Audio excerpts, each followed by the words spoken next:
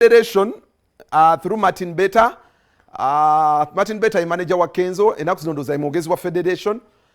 Kakati yazze nayongera okutunnyonnyola sente zino bwe zijja bagenda zeewola batya, what are the procedure, what is the criteria, egendo era sente tugenda kwewola kuva kumeka bangambe kuva mu 15,000 ojja kuba osobola okwewola sente zino era sente zino zina kukola ndongo oba osobola ozeewola nga ndi muyimbi naye nenzizizika mu nnyanya business yange y'ennyanya gye nsuubira okuba nti yejjo sponsoring endongo. Byonna byogeddeko. Let's first get this conversation, then we return. Meeting eno meeting emu kuzisoose badde major yaba member ba Central Musicians Association Kampala Metro. Association eno yetwala abayimbi abagwa mu sub-region ya Kampala. So tubadde tulina ku meeting amu tulaba omwaka gutandise gutya tugenda kukola tutya abantu. So this is association under federation kuba abantu abamu bagenda kubeera confused kati nga oba gwe chairman first of all by the okulangana. No, nze ndi secretary. Chairman waffe ye Mr. Ali. Associations is soccer federation. Before the federation, associations is in soccer zibeera. So we did not come after the federation. Kibaddewo. Yeah. The associations ezikola federation. Yeah, abayimbi abali famous abasinga baweereza kwetonda kwabwe olw'ebintu ebimu ebyenjawulo kati nga Lydia ina show gyali mu kutegeka ali busy. Fikfamika tukimanyi tulina show nga 26 so bangi bali busy mu bintu ebyenjawulo. Palasa ina mu issues bambi yankubidde namboyi atajasa kuba ole Vixen tubadde naye. Okay. Yeah, bamugani we bali tutambula mpola nga omanya abayimbi abasinga naddala abanene baba n'emirimu oluusi gyebakwasaganya oluusi n'obula obudde naye tubeera nabo era oli wabatasobodde ajja nagamba kino kibe kino mu briefing.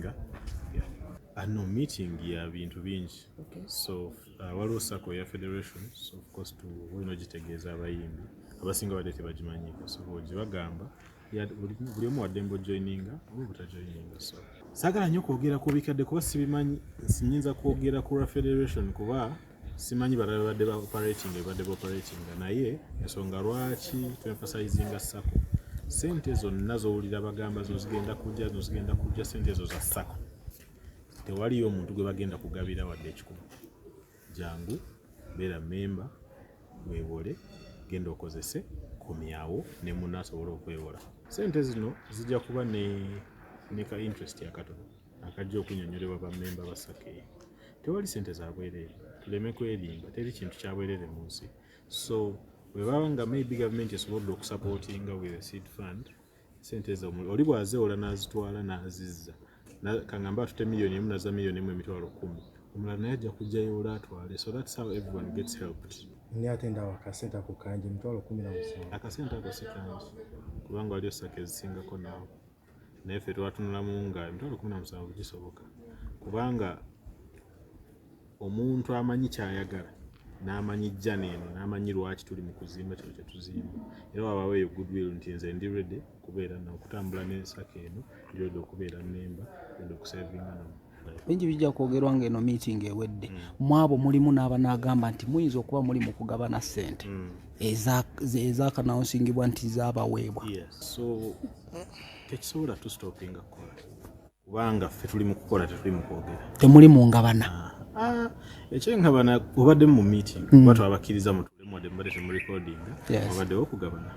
Yes. So okwogera nsikate tutya abantu boogera bamemba ba sako bo balonda abakulembeze baabwe abakulembeze ba sako basobola n'okuba nga beebamu n'abali mu federation naye bibiri byanjawulo naye bali tebalina buyinza federation terina buyinza budictatinga biki bi happening mu sako ago simanyi gaayo era weekikolera problems.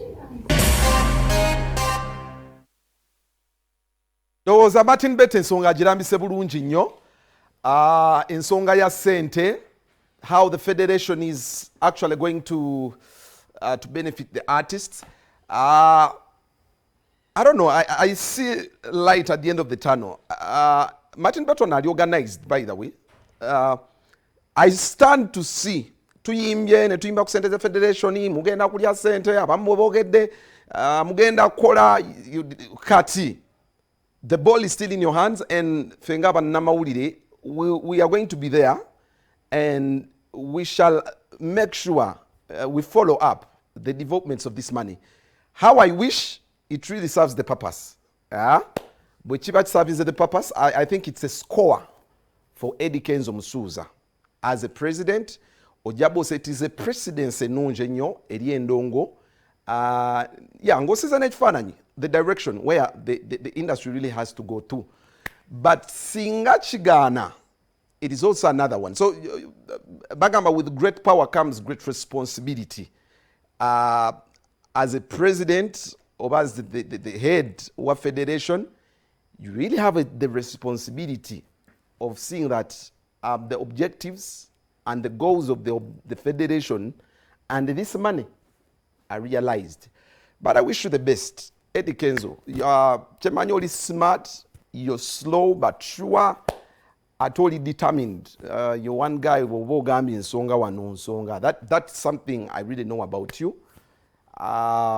So we are watching, but so far so good. So far so good. Katsubire nti ssente zino tezibulankanyizibwe kubanga zino zonna recording tulizijjayo twabagamba naye ate we mutuswaza ne mukola ebirungi, we shall bow our heads tugambe we undermined, we underbelieved in you Kenzo, you've proved us wrong, and that's what we want. Ebiseera ebisinga tetuyimira ku mpewo wano to subject you to criticism for no good. Tuba twagala to streamlining. We are the voice of the entire society, community.